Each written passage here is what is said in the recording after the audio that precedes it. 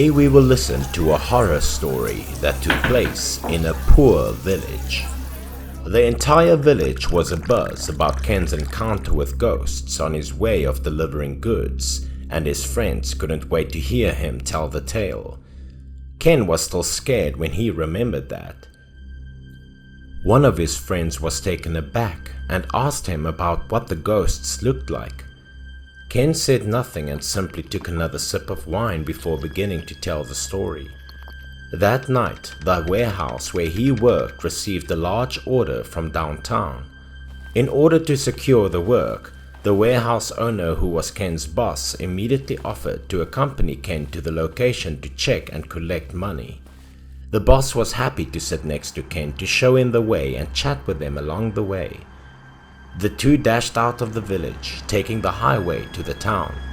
Because it was dark at the time, the road was devoid of traffic.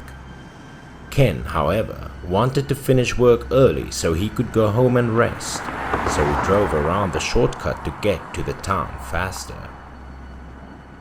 He carried the goods into the warehouse for the purchaser to check when he arrived. Also, he was kind enough to assist him in reordering the goods into the warehouse. The purchaser rewarded him with a separate commission for his diligence and hard work. Everything went swimmingly. Ken continued to drive his boss back to the village after completing his work. The two were sitting in the truck happily conversing with each other. The boss also shown that she appreciated Ken a lot.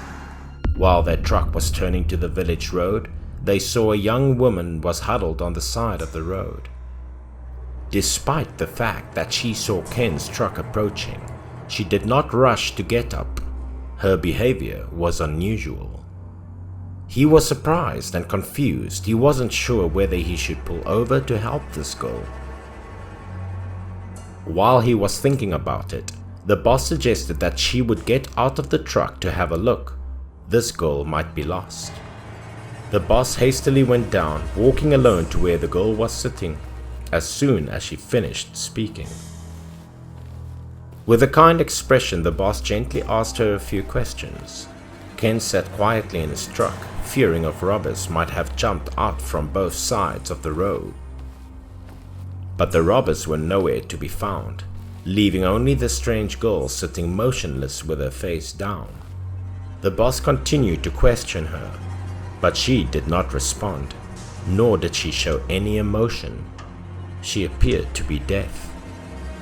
As a result, the boss motioned for the girl to get into the truck and follow her home. The girl then raised her eyes, revealing a pale, cold face. Then, without waiting for an invitation, she stood up and walked straight to Ken's truck. She took the initiative to sit in the back seat, her face solemn, and she said nothing to Ken. The boss got into the truck also. She patiently started a conversation with the girl in the hopes that she would recognize what the girl needed. The quiet atmosphere in the truck, on the other hand, made the two nervous.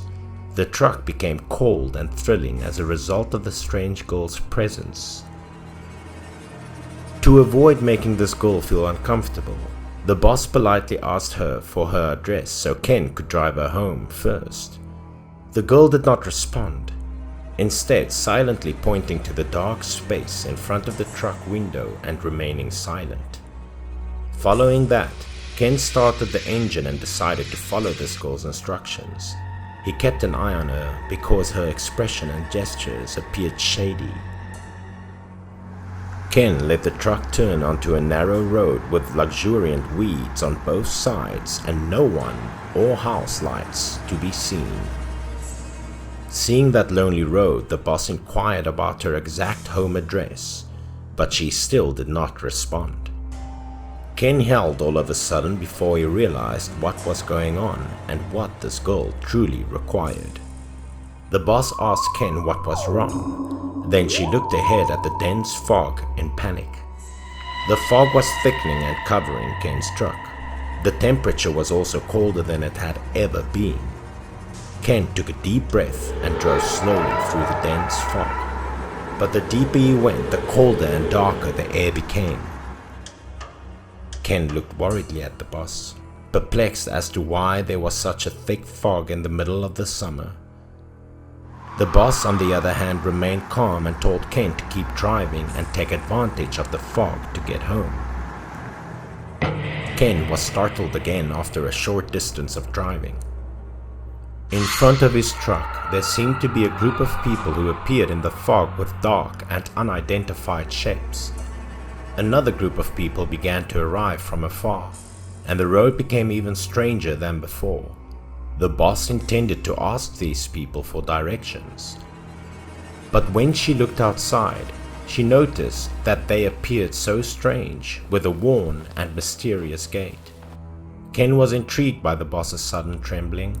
He turned to ask his boss what she was looking at outside and discovered some weird things as well. In that dense fog, a crowd of people, young and old, man and woman, appeared out of nowhere. They had white eyes, no irises, and looked like zombies.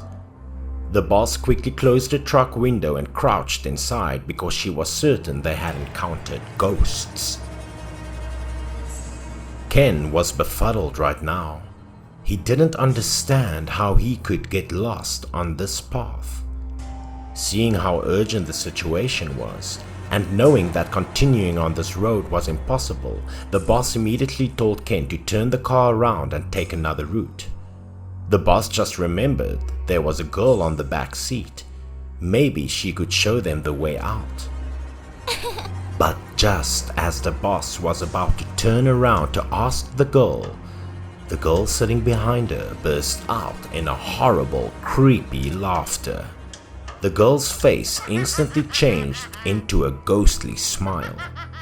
Both Ken and the warehouse owner seemed to be caught in a trap that has been set for them, with no idea how to get out of it. The scene outside had changed slightly at this point. Those strange people abruptly changed course and gathered around Ken's truck. Some people were standing close to Ken's truck window, revealing terrifying, ghostly faces. They howled like wolves and bared their fangs, as if they wanted to devour the boss and Ken. The others were also present right away, groaning and shaking Ken's truck incessantly, making him extremely terrified. Ken was aware that he had encountered evil spirits at this time, and he wanted to start the engine, but the truck would not start. The boss panicked, looked down at the girl sitting in the back of the truck, terrified and enraged, and howled loudly at her. This young girl abruptly raised her head and gazed at the boss with a soulless, expressionless sight. Then she transformed into a small, cold whirlwind that swirled around in the truck.